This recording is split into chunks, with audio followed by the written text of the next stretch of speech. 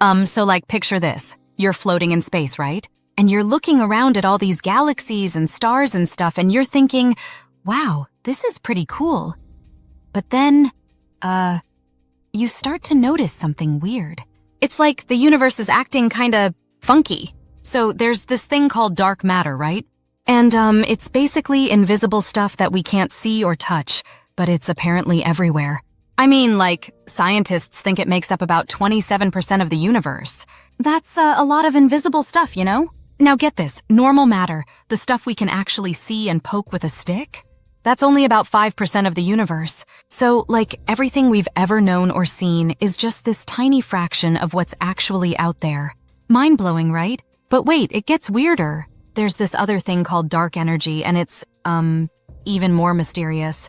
It's like 68% of the universe. So between dark matter and dark energy, we've got 95% of the universe that we can't even see or understand.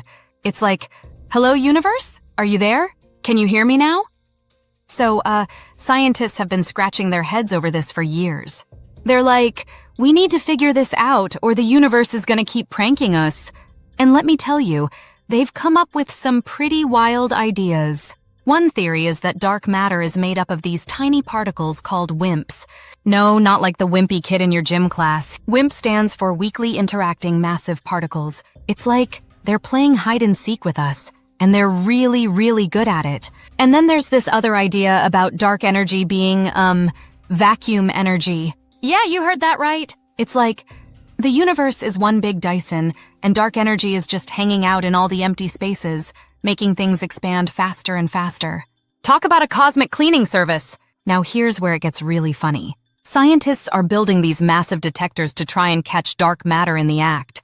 It's like they're setting up elaborate traps for something they can't even see. Can you imagine if we did that for ghosts? Oh, sorry, I can't come to your party. I'm busy trying to catch invisible particles in my basement. And don't even get me started on the telescopes they're using to study dark energy. They're basically taking pictures of the universe expanding and going, yep, it's definitely getting bigger. Must be that pesky dark energy at work again. It's like watching paint dry, but on a cosmic scale. But here's the kicker. Some scientists think that understanding dark matter and dark energy could lead to, like, apocalyptic scenarios. Yeah, you heard that right. They're calling it the Big Rip. It's this idea that dark energy might eventually tear apart galaxies and planets. Talk about a bad hair day for the universe. Oh, and get this. There's this cartoon character called Brewster Rocket, space guy who got a lecture about dark matter and dark energy.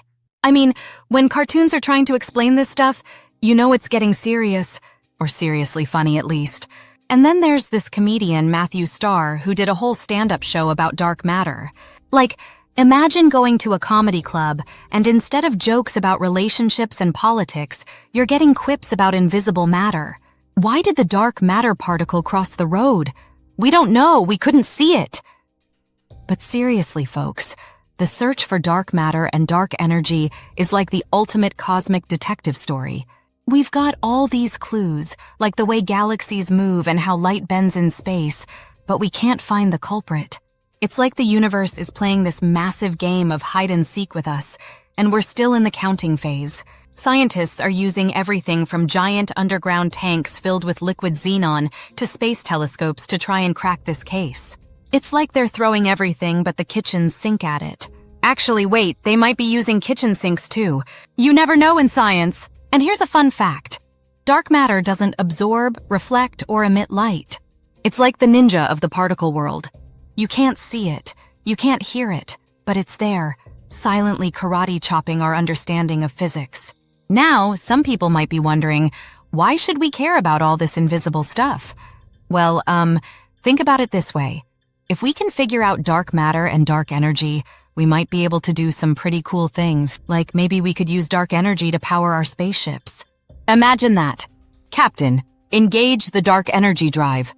It's like Star Trek, but with more darkness. Or maybe we could use dark matter to, I don't know, make really effective camouflage? Sorry, boss. I was at the meeting. You just couldn't see me because I was wearing my dark matter suit. But in all seriousness, understanding dark matter and dark energy could completely change our understanding of the universe. It's like we've been reading this book called The Universe for centuries, and we just realized there are whole chapters written in invisible ink. So the next time you look up at the night sky, remember, what you're seeing is just the tip of the cosmic iceberg. There's a whole invisible party going on out there, and we're still trying to figure out how to crash it. In the end, the search for dark matter and dark energy is like the ultimate cosmic joke. The punchline? We don't know it yet. But hey, that's science for you. Always keeping us guessing, always pushing us to look deeper, and always reminding us that the universe is way weirder and more wonderful than we could ever imagine. So, yeah, that's the story of dark matter and dark energy.